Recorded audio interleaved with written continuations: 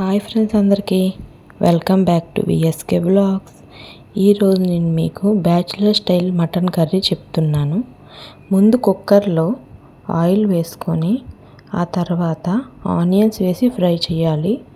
Fry అయిన తర్వాత mutton వేసుకోవాలి.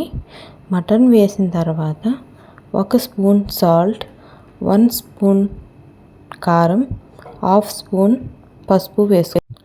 ఆ తర్వాత అల్లం వెల్లుల్లి దంచింది వేసుకుంటే మనకి మటన్ కర్రీ స్మెల్ చాలా బాగుంటుంది మిక్సీలో వేసిన దానికన్నా. ఇవన్నీ కలిపి ఒక 10 మినిట్స్ మూత పెట్టాలి. ఆ తర్వాత 2 టమాటాస్ వేసుకొని బాగా ఫ్రై చేయాలి.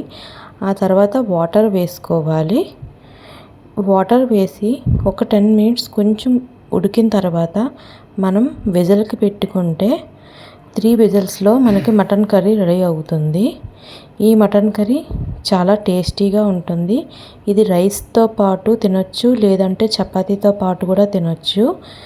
మీకు కానీ ఈ వీడియో నచ్చితే నాకు కామెంట్ సెక్షన్లో కామెంట్ చేయండి. ఇంకా ఎలాంటి వీడియోస్ మీకు కావాలో, ఏ రెసిపీస్ కావాలో కామెంట్ సెక్షన్లో కామెంట్ చేయండి.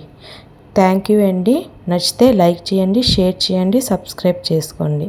Thank you very much.